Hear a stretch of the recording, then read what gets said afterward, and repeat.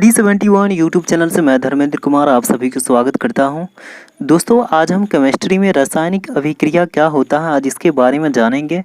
तो सबसे पहले जानते हैं कि रासायनिक अभिक्रिया क्या होता है। रासायनिक अभिक्रिया दो या दो से अधिक पदार्थ संयोग या दो पदार्थ मिल करके रासायनिक परिवर्तन के द्वारा नया पदार्थ बनता है जो पहले गुण से बिल्कुल भिन्न हो, रासायनिक अभिक्रिया कहलाता है। यहाँ पर C अर्थात कार्बन प्लस O2, ये इसके बाद जो है ये दोनों अभिक्रिया करने के बाद जो है बनता है CO2, अर्थात ये इसका गुण अलग होगा। ये कार्बन डाइऑक्साइड है और ये कार्बन और प्लस O2 अर्थात ऑक्सीजन दोनों मिलकर के कार्बन डाइऑक्साइड बनाता है।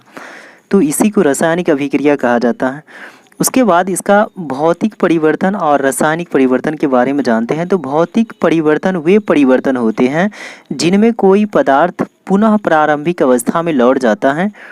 जैसे कि बिजली का बल्ब है, जब उसमें विद्युत धारा प्रवाहित किया जाता है तो वो बल्ब जलने लगता है। विद्युत धारा जब उसमें बंद कर दिया जाता है तो लाइट भी जो है पहले उसका अवस्था उसी अवस्था में लौट जाता है। तो यही भौतिक परिवर्तन कहलाता है। जैसे दूध से मक्खन निकालना और पानी का वाष्प, चीनी को अगर पानी में डाल करके उसको फिर गर्म करने के बाद जो है क्या होगा, फिर चीनी बन जाएगा।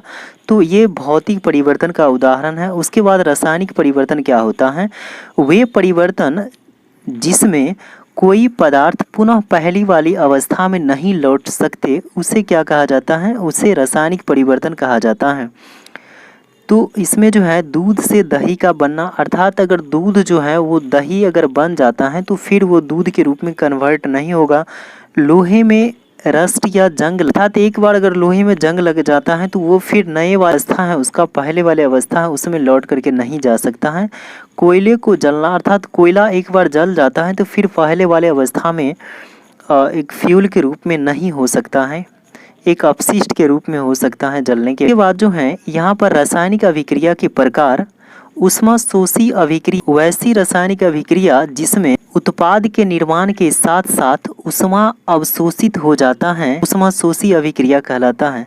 जैसे यहाँ पर 6CO2 प्लस 6H2O और अभिक्रिया, और यहाँ जो है ये सनलाइट है अर्थात सूर्य का प्रकाश है, ऊष्मा है। उसके बाद जो है C6H12O6 और प्लस 6O2, अर्थात इसमें प्रक्रिया में क्या है, ऊष्मा अवशोषित हो रही है, इसलिए इसे ऊष्माशोषी का मतलब होता है। यहाँ से ऊष्माशोषी का मतलब होता है जिसमें ऊष्मा नहीं निकलती है, अवशोषित कर लेती है ऊष्मा को, उसे ऊष्माशोषी अभिक्रिया कहा जाता है।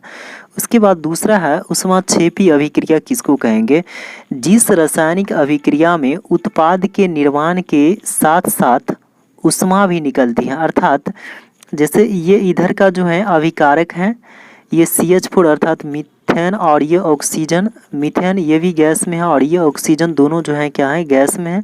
और इधर अभिक्रिया, इसको प्रोडक्ट भी कहेंगे, इसको प्रोडक्ट भी कहा जाता है, इसको प्रोडक्ट या उत्पाद या इसको प्रतिफल भी कहा जाता है। कार्बन डाइऑक्साइड गैस बना और उसके बाद जो है यहाँ पर हाइड्रोजन गैस बना, उसके बाद जो है ये ऊर्जा के रूप में जो है क्या है, ये बाहर ये निकल रही है, ये ऊष्माक्षेपी अभिक्रिया कहा जाता है। संयोजन अभिक्रिया क्या होता है, इसके अंतर्गत दो या दो से अधिक पदार्थ इस अभिक्रिया में सहयोग करके एक एकल नया पदार्थ बनाता H2O, और ये दोनों अभिक्रिया करने के बाद जो है ये CaOH2 का निर्माण करता है।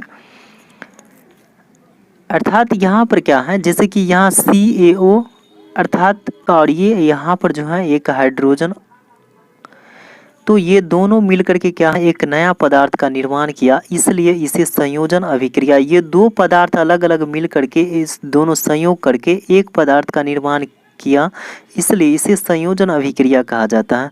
उसके बाद विस्थापन अभिक्रिया क्या होता है, तो विस्थापन अभिक्रिया जो होता है, जब कोई तत्व दूसरे तत्व को उसके योग से विस्थापित कर देता है तो वह विस्थापन अभिक्रिया कहलाता है। अर्थात जैसे Fe है, अर्थात Fe ये S का मतलब होता है सॉलिड, ठोस के रूप में, और ये CuSO4 जो है ये Aq, ये क्या चीज़ में है, ये एक्वस अर्थात ये जलीय विलयन में है।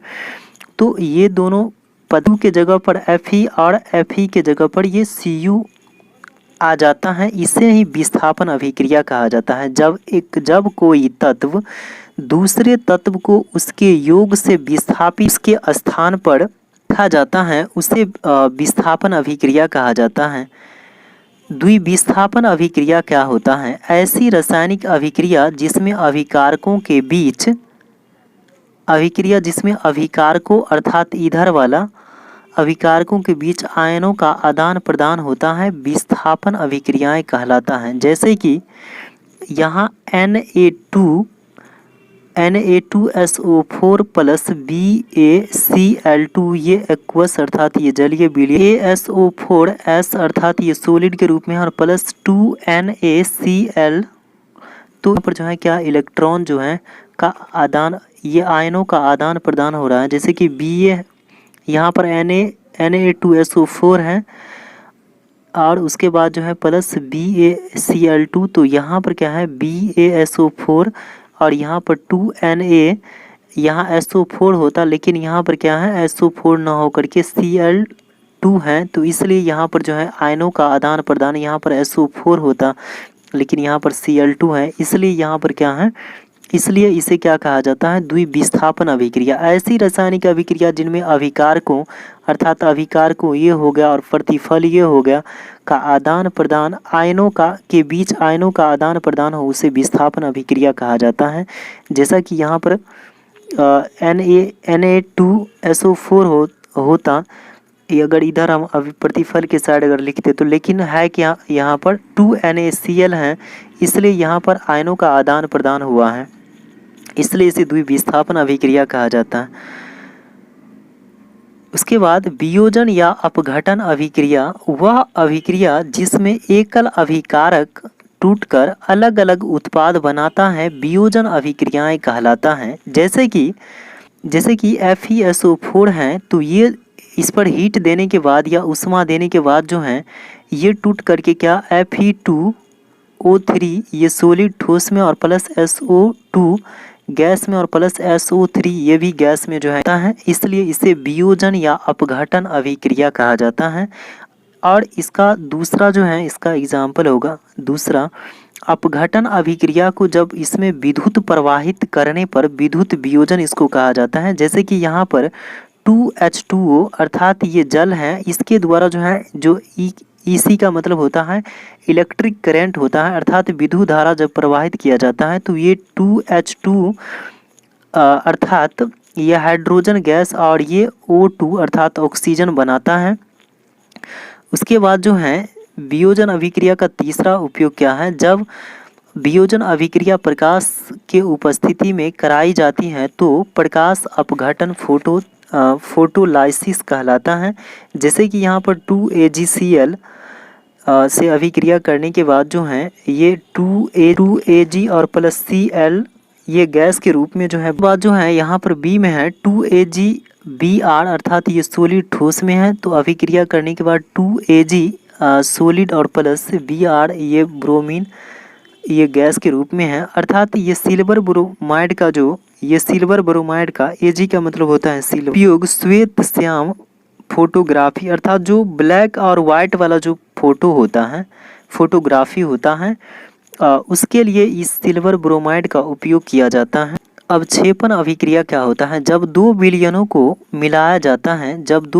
को एक साथ मिलाया जाता है और उनकी अभिक्रिया से श्वेत प्रकाश के एक पदार्थ का निर्माण होता है, श्वेत रंग का एक पदार्थ का निर्माण। जब दो विलयन को एक साथ मिलाया जाता है तो प्रोडक्ट के रूप में एक श्वेत रंग का पदार्थ का निर्माण होता है जो जल में अघुलनशील होता है, अर्थात वो ठोस रूप में होगा, इसलिए वो जल में क्या होता है घुलनशील नहीं होता है। तो इसे अविलेय पदार्थ को इसी को अवक्षेप कहा जाता है, और जिस अभिक्रिया में अवक्षेप का निर्माण होता है उसे ही अवक्षेपण कहा जाता है। जैसे कि यहाँ पर N2SO4 ये एक्वस है अर्थात जलीय विलयन है, और BaCl2 ये भी जलीय विलयन है, अर्थात यहाँ पर कह रहे हैं कि दो विलयनों को मिलाया जाता है, अर्थात ये N2SO4 ये भी जलीय विलयन है और BaCl2 ये भी जलीय विलयन है, अर्थात इस दोनों को जब मिलाएंगे तो एक श्वेत रंग का जो है BaSO4 और प्लस 2NaCl ये एक्वस में, तो ये जो है ये एक ठोस के रूप में पदार्थ जो है क्या होता है प्राप्त होता है। ये BaSO4 ये ठोस के रूप में, इसका मतलब सॉलिड होता है ठोस, ये ठोस के रूप में प्राप्त होता है। और ये 2NaCl ये जलीय विलयन है, जो पदार्थ है ये निर्माण होता है जो जल में अघुलनशील है, अर्थात ये 2NaCl जो है ये जलीय विलयन है, अर्थात इसमें जो है ये अविलेय है। और इसी पदार्थ को जो जल में नहीं घुलता है, इसी पदार्थ को अवक्षेप कहा जाता है। और जिस अवक्षेप का निर्माण हुआ है इसी को क्या कहा जाता है, अवक्षेपण कहा जाता है। और रेडॉक्स अभिक्रिया क्या होता है, इस अभिक्रिया के अंतर्गत ऑक्सीकरण तथा अवकरण होगा। अभिक्रिया का क्या होता है, दोनों इसके अंतर्गत शामिल होता है। जैसे कि यहाँ पर Zn अर्थात जिंक, और यहाँ पर जो है Zn स्क्वायर, Zn ये क्या करता है, इलेक्ट्रॉन को त्याग करता है, इसमें उल्टा होता है, जो अगर को धनायन और जो प्राप्त करता है उसको ऋणायन। तो देखिए यहाँ पर Zn है, ये Zn जिंक जो है, ये जिंक 2 हाइड्रोजन 2 इलेक्ट्रॉन को क्या करता है, त्याग करता है। और ये तो इसको जो है इसको ऑक्सीडेशन कहेंगे, क्योंकि यहाँ पर Cu अर्थात ये कॉपर जो है, कॉपर 2 इलेक्ट्रॉन को क्या करता है, ग्रहण करता है। ये कॉपर जो है 2 इलेक्ट्रॉन को ग्रहण करता है, रिडक्शन या अवकरण इसको कहेंगे। तो थैंक यू, आज का क्लास यहीं पर समाप्त होता है। आप सभी दोस्तों को तहे दिल से धन्यवाद। Thank you, love you all.